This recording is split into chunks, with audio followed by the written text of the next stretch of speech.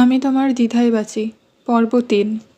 অপরদিকে calf parade দক্ষিণ মুম্বাইয়ের অন্যতম অভিজাত এবং বিলাসবহুল এলাকা, যা আরব সাগরের তীরে অবস্থিত। এখানে বহু সুউচ্চ বিল্ডিং এবং অভিজাতপূর্ণ ভিলা রয়েছে। এমনই একটা বিলাসবহুল ভিলা হলো মিত্তল ভিলা। সাগর থেকে খুব কাছে এই মিত্তল ভিলার দ্বিতীয় তলায় থাকা রুমগুলির মধ্যে একটা রুম, যা বাকি সকল রুমগুলোর থেকে একদম আলাদা। অত্যন্ত আধুনিক আসবাবপত্রে ভরা রুমটির দেওয়াল কালো রঙে আবৃত। এমনকি বিছানা, কাউচ, কাবার্ড, স্টাডি টেবিল সহ যাবতীয় যা কিছু আছে সব কালো রঙের। এই রুমের ডান পাশে জিম রুম এবং বাম পাশে 4টি রুমই গেস্টদের জন্য বরাদ্দ থাকে। নান্দনিক এই মাফিয়া ভাইবযুক্ত রুমে কি হচ্ছে দেখা যাক। সকাল 8টা। ব্যালকনির দরজা খোলা থাকায় সাগরের শীতল বাতাস কালো পর্দার তীব্র আন্দোলনের কারণ হয়ে রুমটির ভিতর প্রবেশ করল। পাক্কা আধ ঘন্টার শাওয়ার শেষ করে এক পেশিবহুল লম্বা সুদর্শন যুবক ওয়াশরুম থেকে বের হলো। তার কোমরে একটা টাওয়াল পেঁচানো, উদাম শরীরে এখনও বিন্দু বিন্দু জল লেগে আছে, ফর্সা ত্বকে যা মুক্ত দানার মতো চকচক করছে। তার চুল থেকে জল টুপটুপ করে ক্লিন শেভ গালের উপর পড়ছে এবং সেখান থেকে তার শরীরের উপর। অন্য একটি টাওয়েল দিয়ে নিজের শরীর ভালো করে মুছে কাবার্ড খুলে ফর্মাল শার্ট প্যান্ট বের করে পরে নিল যুবকটি।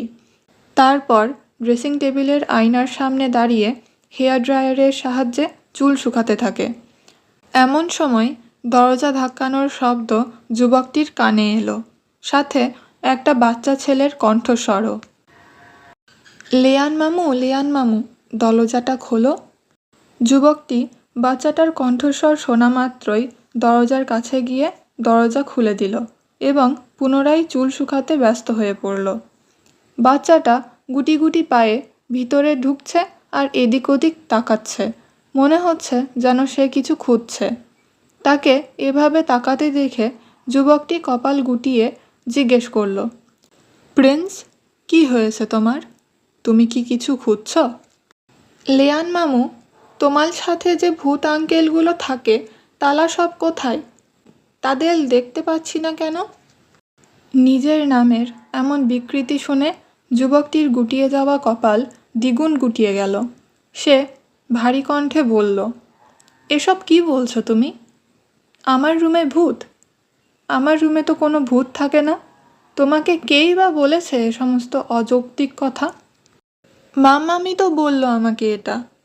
তোমার রুমটা কালো কেন জিজ্ঞেস করেছিলাম, তখন মাম্মাম বলল তোমার ভূত বন্ধুলা নাকি তোমার রুমে তোমার সাথেই থাকে, তাই তো আমি তোমার রুমে আসি না। তাহলে আজ আমার রুমে তুমি এলে কেন? আমি আসতে চাইনি তো। গ্ল্যানি আমাকে জোল করে তোমায় ডাকতে পাঠালো। আচ্ছা লিয়ান মামু, তুমি তো মানুষ, তাহলে ভূত আঙ্কেলরা তোমার বন্ধু হলো কি করে? বাচ্চাটার কথা শুনে যুবকটি চুল শুকানো বন্ধ করে ড্রায়ারটা ড্রেসিং টেবিলের উপর রেখে চুল সেট করতে করতে বাচ্চাটার কাছে এসে প্যান্টের পকেটে 2 হাত গুজে বলল, আমি যে ভূত নই এ কথা তোমাকে কে বলল? যুবকটি বাচ্চাটার সামনে শটানভাবে দাঁড়িয়ে পড়ায় বাচ্চাটা যুবকটির মুখের দিকে তাকানোর জন্য নিজের ঘাড় উপর দিকে তুলতে তুলতে এক পর্যায়ে ব্যালেন্স হারালো, তবে উল্টে পড়ে যাওয়ার আগেই নিজেকে সামলে নিল। যুবকটি তার কাণ্ড দেখে মুচকি হাসল। বাচ্চাটা বলতে শুরু করলো, আমি জানি তুমি ভূত নও। তুমি যদি ভূত হতে তাহলে কবেই আমাকে খেয়ে ফেলতে। লিয়ান মামু, তোমার ভূত ফ্রেন্ডদের বলে দিও ওলা যেন আমায় না খায়, হ্যাঁ?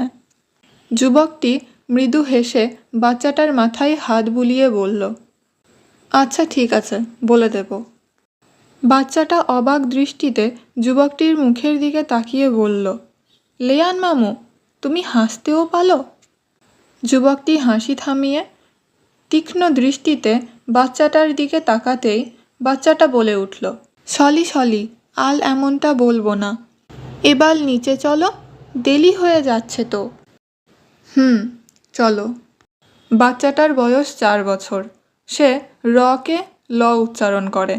রুম থেকে বেরিয়ে সিঁড়ির কাছে আসতেই নিচে বাড়ির 2-1 সদস্য ব্যতীত প্রায় সকল সদস্যদেরই দেখতে পেল ওরা।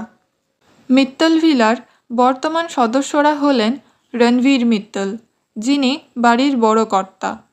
তার স্ত্রী হলেন পুনম মিত্তল, অর্থাৎ বড় কর্ত্রী। রণবীর মিত্তলের ছোট ভাই রাজবীর মিত্তল, যিনি হলেন ছোট কর্তা, এবং স্ত্রী রীত মিত্তল, অর্থাৎ ছোট কর্ত্রী। বাড়ির 2 কর্তা নিজেদের পারিবারিক ট্রান্সপোর্টের ব্যবসার পাশাপাশি প্রযুক্তি অর্থাৎ টেকনোলজি সংক্রান্ত বড় ব্যবসার মালিক। অপরদিকে বাড়ির 2 কর্ত্রীর একটা এনজিও আছে, যা বিশেষত শিশু এবং নারীদের সাহায্যের উদ্দেশ্যে কাজ করে। রণবীর এবং পুনমের 2 সন্তান, সামাইরা মালহোত্রা এবং রেয়াংশ মিত্তল। রাজবীর এবং রীতেরও 2 সন্তান, বড় ছেলে ঋষি মিত্তল এবং ছোট ছেলে সমীর মিত্তল। বয়সের দিক থেকে বিচার করলে ভাই বোনদের মধ্যে সামাইরা সবার বড়, তার বয়স 31 বছর।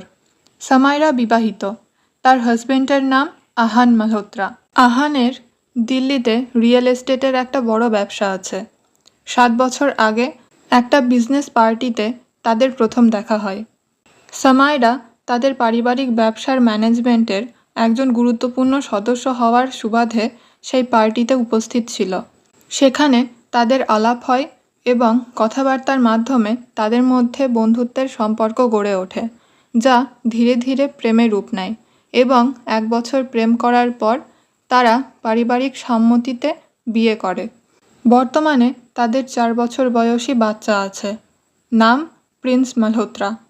স্বভাবের দিক থেকে দেখতে হলে সামাইরা একটু সন্দেহপ্রবণ নারী। অপরিচিতদের কাছে সে রকচটা, তবে মনের দিক থেকে সে খুবই ভালো এবং উদার। সামাইরার পর ঋষি মিত্তল, যার বয়স 30 বছর। ঋষি স্বভাবত শান্ত, ভদ্র প্রকৃতির, ধৈর্যশীল একজন সুদর্শন যুবক। সে প্রতিটি ডিসিশন নিখুঁতভাবে গ্রহণ করে। ঋষির নিজস্ব ফ্যাশন ডিজাইনিংয়ের একটা কোম্পানি আছে, যা বেশ জনপ্রিয়। ঋষিও বিবাহিত, তার বিয়েটা 3 বছর পূর্বে পারিবারিকভাবে হয়েছে। তার স্ত্রী আরুষি মিত্তল, তার বয়স 29 বছর। আরুষি একজন কন্টেন্ট রাইটার এবং সে তার বাবার কোম্পানির হয়ে কন্টেন্ট রাইটিং করে। সে অত্যন্ত মিশুকে স্বভাবের, শান্ত এবং মিষ্টি একটা মেয়ে। সে দেখতে খুব সুন্দর এবং তার সবচেয়ে আকর্ষণীয় দিক হলো তার মনোমুগ্ধকর মিষ্টি হাসিটা, যা সর্বদা তার ঠোঁটের কোণে লেগে থাকে। আরুষি 4 মাসের অন্তঃসত্ত্বা। এদের পর হলো রেয়াংশ মিত্তল, মাফিয়া টাইপ রুমের দ্য ওয়ান অ্যান্ড অনলি ওনার। 28 বছর বয়সের একজন সুদর্শন যুবক। সে কিছুটা গম্ভীর প্রকৃতির। তার ঠোঁটে কখনো হাসি দেখা যায় না। তার ঠোঁটে হাসি দেখতে পাওয়া দুঃসাধ্যকর বিষয়। তার ঠোঁটে হাসি মানেই সেটা তার পরিবারের লোকজনদের কাছে পৃথিবীর 8ম আশ্চর্য। তবে সে অহংকারী নয়। সকলের সাথে ভদ্রভাবে আচরণ করা এবং মানুষকে সম্মান দিয়ে কথা বলা তার ভালো বৈশিষ্ট্যগুলির মধ্যে পড়ে। সে একজন ইন্টেরিয়র ডিজাইনার এবং একটা জনপ্রিয় interior designing company the royal অর্নামেন্টেশনের মালিক।